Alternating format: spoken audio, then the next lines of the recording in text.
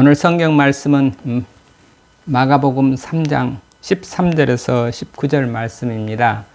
3장 19절에서 13절에서 19절 말씀 함께 읽겠습니다. 또 산에 오르사 자기가 원하는 자들을 부르시니 나아온지라. 이에 12를 세우셨으니 이는 자기와 함께 있게 하시고 또 보내사 전도도 하며 귀신을 내쫓는 권능도 가지게 하려 하심이라. 이 12를 세우셨으니 시몬에게는 베드로란 이름을 더하셨고 또 세베대의 아들 야고보와 야고보의 형제 요한이니 이 둘에게는 보아너게 곧 우레의 아들이란 이름을 더하셨으며 또 안드레와 빌립과 바돌로메와 마테와 도마와 알페의 아들 야고보와 및 다데오와 가나나인 시몬이며 또 가롯 유다니 이는 예수를 판 자더라.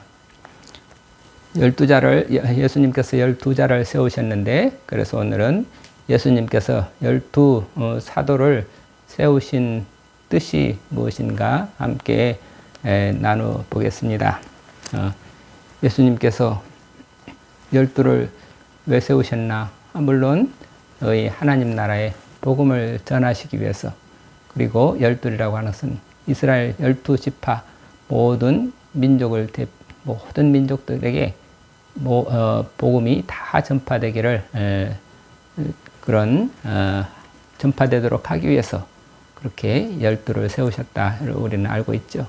그런데 우리는 그런 일반적인 의미보다는 좀 더 일상에서 우리가 생각할 수 있는 그런 좀 하나님 나라가 무엇이고 또 그 하나님 나라 복음을 전파하기 위해서 12제자를 어떻게 훈련을 시키셨고 그 12제자를 통해서 어떻게 복음이 전해졌는가, 그런 것을 생각하면서 함께 생각해 보도록 하겠습니다.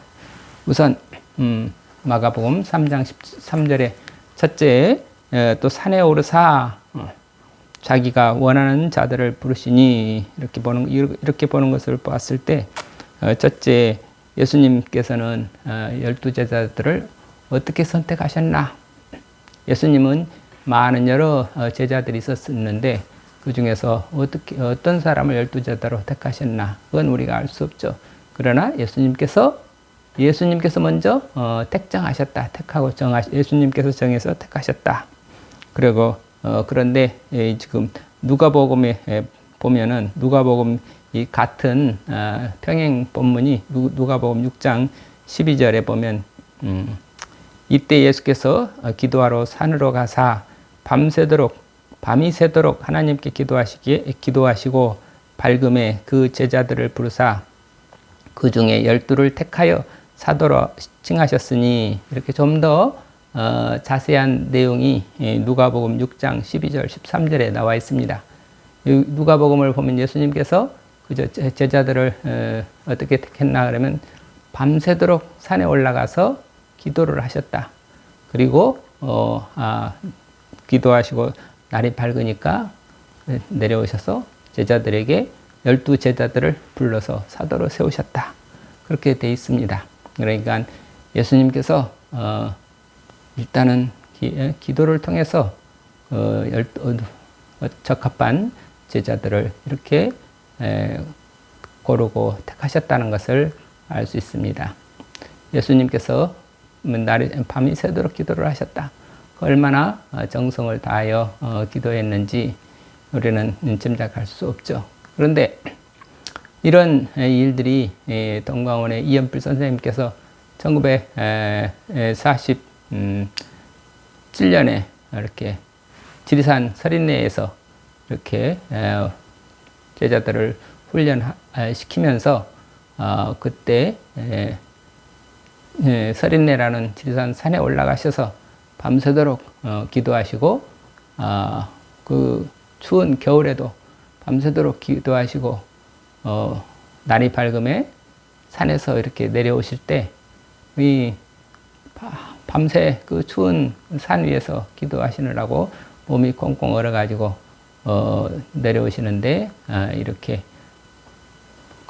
수염에는 고드름이 열려 있고 그리고 머리에는 하얀 서리가 얹혀 있었는데 그런 모습으로 머리가 이 까만 머리 위에 머리카락 위에 흰 서리가 내렸으니까 백발이 됐을 거예요. 밤새도록 갑자기 백발이 돼서 또 이 수염에 또 허연 고드름이 열었으니까 그야말로 백발 신선 할아버지처럼 보였겠죠. 그런데 그렇게 햇볕을 받으면서 아침에 기도하고 내려오실 때 그 모습이 얼마나 거룩하고 참 감동적이었는지 모른다. 그런 이 내용이 전해지고 있죠. 그랬을 것 같아요. 밤새도록 기도하시면서 하나님 주님과 함께 계시다가 그 주님께서 주신 어떤 말씀을 들고 기쁨을 외쳐서 아침에 밝은 햇살과 더불어서 산에서 내려오실 때 그 거룩한 모습, 어떻게 보면 그 참 감격스러운 모습이랄까 그런 모습을 보았던 이 연필 선생님의 제자들은 다 선생님을 존경하고 우러러보지 않을 수 없는 그런 심정이었겠죠. 예수님께서도 밤새도록 그렇게 기도하시면서 제자들을 택하셨다. 그랬더니 제자들이 당연히 그 선생님 뜻에 순종하고 나왔다. 그러니까 예수님께서는 제자들을 택하시고 제자들은 거기에 순종해서 예수님 앞으로 나왔다. 순종해서 나왔다 하는 뜻은 어떻게 되어 있냐면 거기 마태복음에 보면 마태복음 5장 1절 2절이 산상수훈에 들어가는 거지만 거기도 비슷한 표현이 있죠. 마태복음 5장 1절 예수께서 무리를 보시고 산에 올라가 앉으시니 제자들이 나온지라 입을 열어 가르쳐 이르시되 이렇게 마태복음 5장 1절 2절에 예수님께서 산에 올라가 다 앉으셨다 하는 내용은 또 산에 올라가 있는데 산이라고 하는 것은 그 높은 산에 올라가는데 사람들이 산이라고 하는 게 하나의 인격을 상징하는 거죠. 이렇게 어떻게 생각하면 보통 사람들은 다 많은 무리가 있지만 조금만 산이 높으면 안 올라가고 그냥 평지에서 계곡에서 골짜기에서 놀려고 그러지 조금만 100m만 올라간다 해서 벌 떨어지고 200m 올라간다 더 점점 사람이 줄어들고 몇백 미터 올라간다 거의 올라가는 사람이 없죠. 하나 그 어떤 상징으로 볼 수 있는데 예수님의 그 높은 인격을 흠모하고 우러러보고 나온 제자들 그런 제자들이 결국은 예수님의 12제자들이 되지 않았나 그런 생각이 또 듭니다. 다시 말해서 예수님께서 물론 기도하시고 택정하신 제자들이고 그 제자들은 또 예수님을 흠모하고 사랑해서 그 높은 예수님의 그 산에 앉으신 예수님께로 나아갔다. 그게 결국 순종의 모습이다. 그 순종이 어떻게 되나? 내가 순종해야지 하는 게 아니라 저절로 하나님 그 하늘을 우러러 저절로 우리가 이게 무릎을 꿇듯이 예수님의 그 높은 인격 앞에서 그 높은 인격을 볼 수 있는 그런 제자라야 또 저절로 예수님께 순종을 하게 되는 거죠. 그러니까 예수님을 본 사람이 많죠. 그렇지만 예수님은 그 인격을 본 사람은 그 많지 않다 이거죠. 그러니까 예수님께서 택하셨다. 예수님께 택하신 거하고 제자들이 예수님께 순종하는 것과 그 둘이 일치가 되는 거죠. 그러니까 예수님은 그 제자를 알아보시고 제자는 또 예수님을 알아보시고 예수님과 제자가 서로 이렇게 마음이 통해야 그게 사도가 되는 거죠. 예수님은 그 제자들을 꿰뚫어 보시고 제자들은 또 예수님의 그 높은 인격을 우러러보고 알아보고 그렇게 해서 스승과 제자 이런 관계가 형성이 되는 거고 그랬을 때 또 사도가 되는 거죠.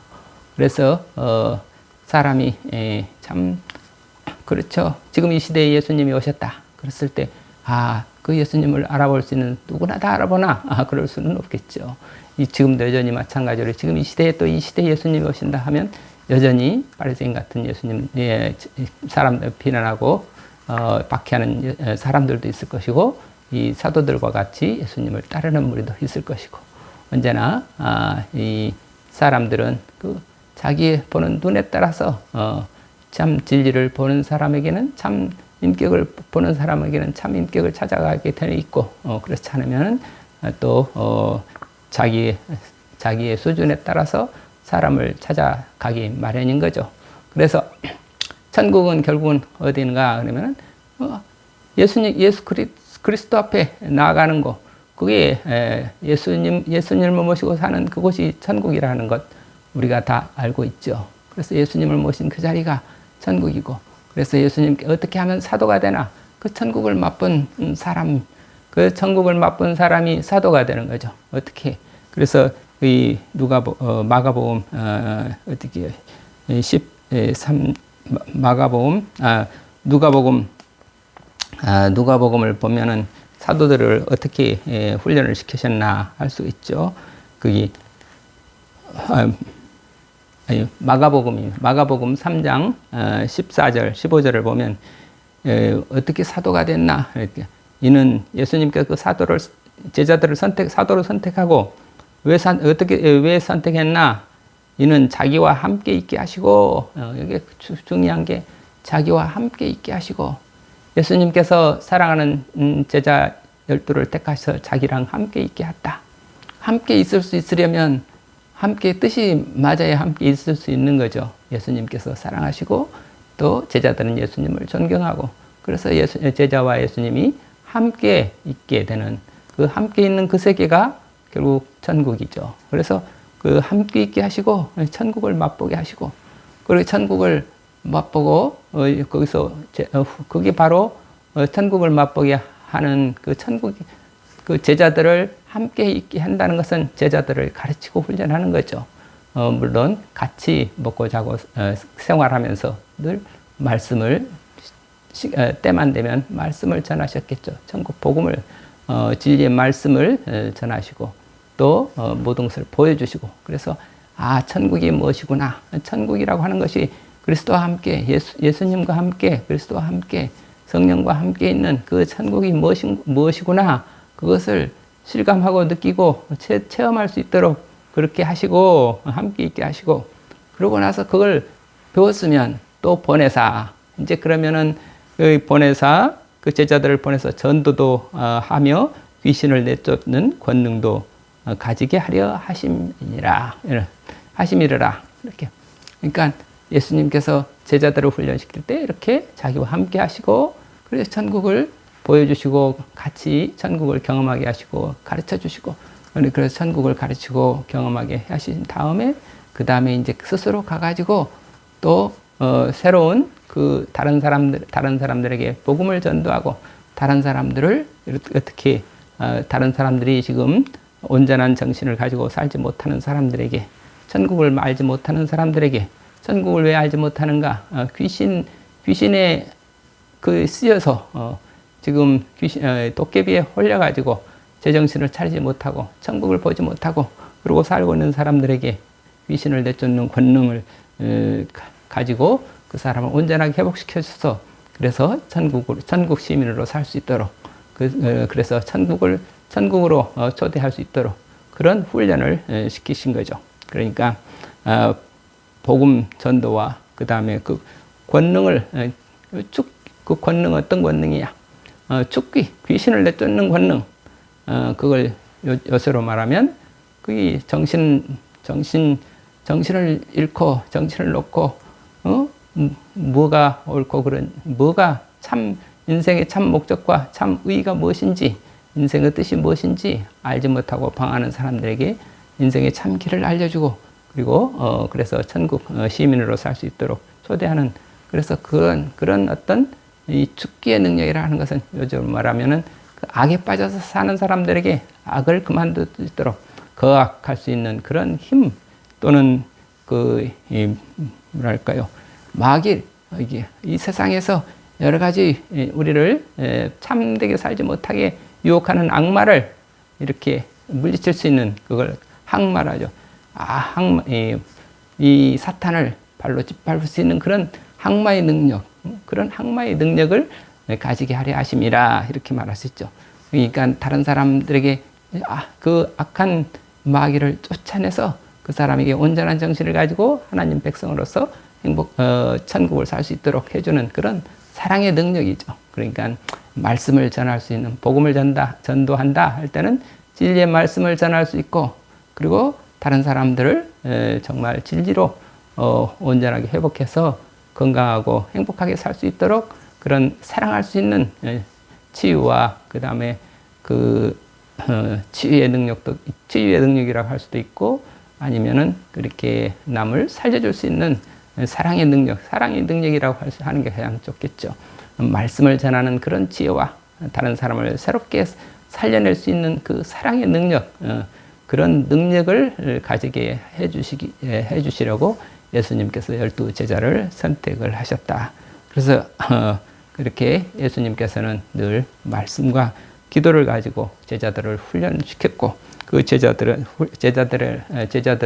그렇게 교육시킨 다음에 전도 훈련을 또 시켜서 정말 내가 정말 진리를, 하나님 나라의 복음을 다른 사람에게 전함으로 말미암아 내가 더 복음을 알고, 내가 더 하나님 나라의 백성이라는 사실을 더 자기 스스로 실감할 수 있도록 하고, 그래서 주님께서 주시는 그 권능을 가지고 다른 사람을 이렇게 세울 수 있는, 살릴 수 있는 그 권능을 이렇게 실천해보는 그런 훈련을 가졌다. 이거의 전도 훈련이라고 하는 거죠.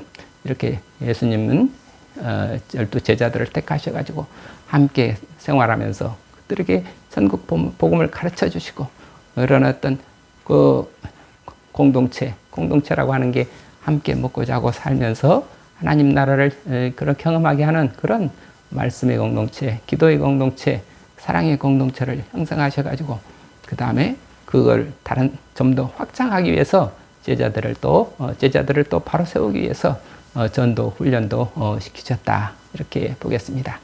그래서 예수님께서 12 제자들을 선택하셔서 어떻게 하나님 나라의 복음을 전하기 위해서 왜 12 제자들을 선택하셨고, 그 12 제자들을 어떻게 선택하셨고, 선택한 제자들을 위해서 어떻게 훈련을 하고, 어떻게 말씀과 기도로 훈련하고, 어떤 제자들로 하여금 어떤 능력을 갖도록 해주셨는지 하는 내용을 본문을 통해서 좀 살펴보았습니다.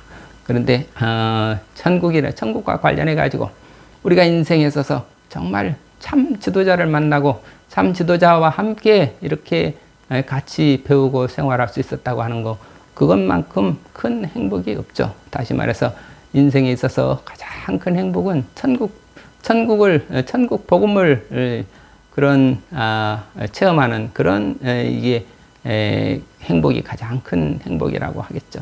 그런 의미에서 동방원 지금 이연필 선생님과 함께 이렇게 사셨던 제자분들의 그 증언은 결국은 우리는 진짜 참 예수님의 참 제자이신 우리 이연필 선생님과 함께 우리가 같이 신앙생활을 할 수 있었다. 우리가 정말 그런 참 지도자를 만나서 우리가 복음을 배우고 그 복음 생활을 할 수 있었다는 것이 인생에 있어서 가장 큰 기쁨이요 행복입니다. 이런 고백이 나오는 것을 우리는 전해 듣고 있습니다.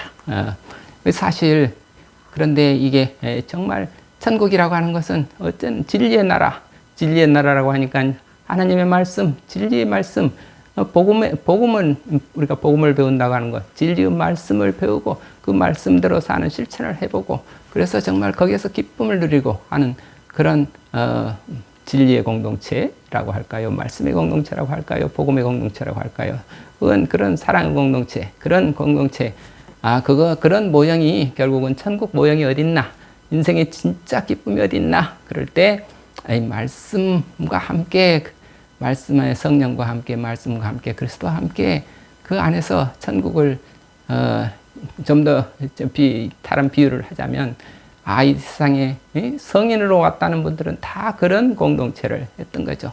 공자도 이 세상에서 이런 일 저런 일 많이 온갖 일을 다 하다가 맨 말년에 가서 3년 동안 제자들을 이렇게 가르치고 같이 배우고 같이 훈련하고 배우고, 그 말씀의 공동체가 있었기 때문에 논어도 나오고, 그래서 공자의 마지막 3년은 그 제자들을 교육하고 훈련하고 하는 그 마지막 3년 때문에 공자도 되는 거고, 또 석가모니도 1250인이다 늘 가르치고 훈련하고 했던 그 제자들이, 석가모니는 뭐 1250명이다.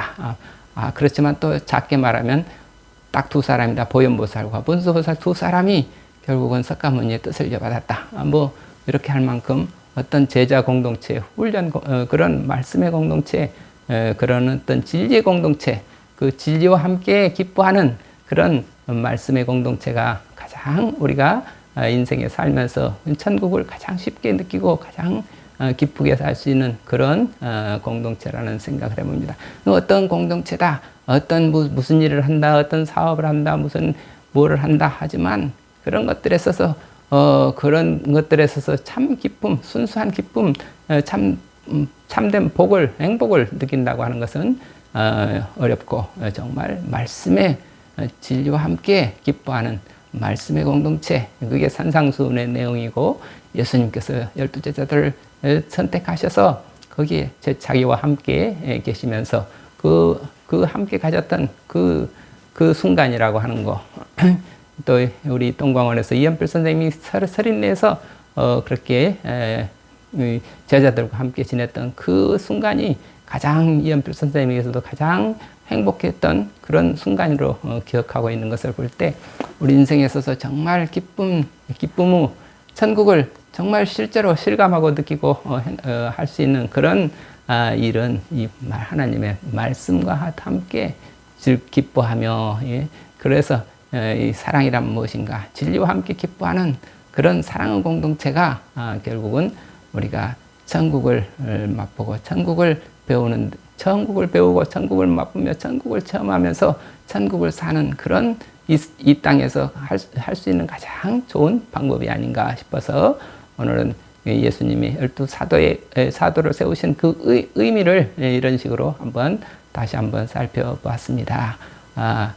우리 모두 이렇게 정말 진리와 함께 기뻐하는 그러한 말씀의 공동체를 사모하면서 늘 한 말씀이라도 우리가 깊이 묵상하고 그 말씀 속에서 기쁨을 느끼면서 하는 그런 하루하루가 되시기를 바라고 기도합니다. 감사합니다. 아멘.